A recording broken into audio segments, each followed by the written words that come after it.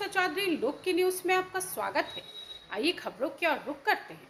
NASA की अंतरिक्ष यात्री बुच विल्मोर और भारतीय अमेरिकी सुनीता विलियम्स 9 महीने से अधिक समय तक चले मिशन को पूरा करके बुधवार तड़के पृथ्वी पर लौट आए।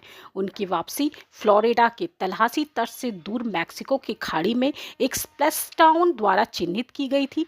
अंतरिक्ष यात्री स्पेसएक्स के ड्रैगन कैप्सूल में सवार हुए, जिसने कुछ घंटे पहले ही अंतर्राष्ट्रीय अंतरिक्ष स्टेशन ISS के प्रस्थान के बाद सफलतापूर्वक पृथ्वी के वायुमंडल में पुनः प्रवेश किया।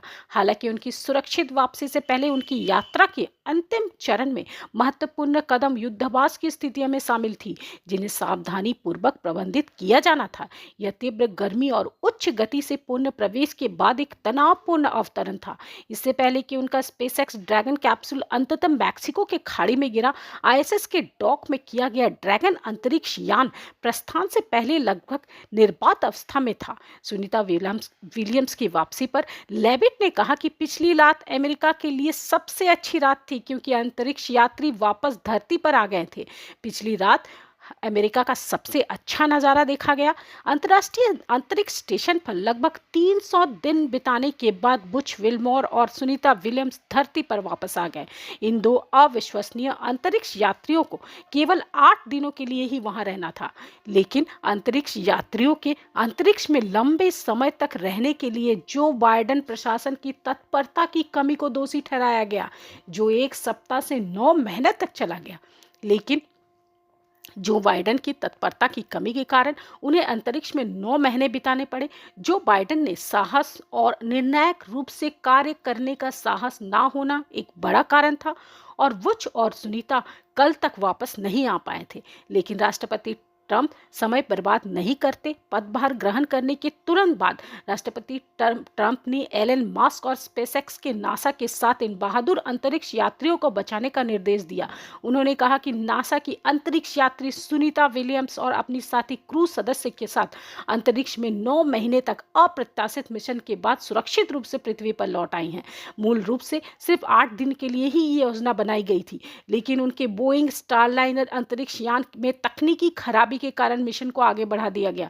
Williams, Nick Hague, Butch Wilmore और रूसी अंतरिक्ष यात्री अलेक्जेंडर गोर्बुनोव स्पेसएक्स के ड्रैगन कैप्सूल में सवार होकर लौटे, जो फ्लोरिडा के तलहासी तट पर उतरा। आगे की खबरों की ओर रुख करते हैं। पश्चिम बंगाल में ममता बनर्जी की मां किचन में 5 रुपए में भोजन की सुविधा लोगों को खूब पसंद आ रही है।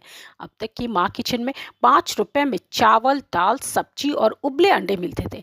जैसे जैसे मौसम गर्म होता जा रहा है, मां किचन का मेनू भी बदल रहा है। अब से मां किचन में कुछ नया मेनू ऐड हो सकता है।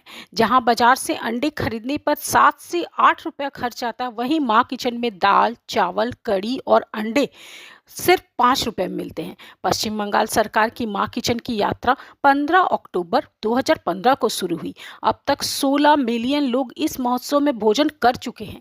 गर्मी के कारण रसोई का मेन्यू भी बदल सकता है।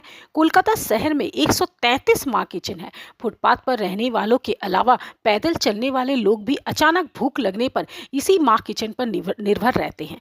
इस किचन में आप मात्र 5 रुपए में पूरा खाना खा सकते। इसके अलावा अनगिनत लोग यहाँ खाना खाते हैं, इसलिए उनके स्वास्थ्य का ध्यान रखना भी मां किचन की जिम्मेदारी होती है।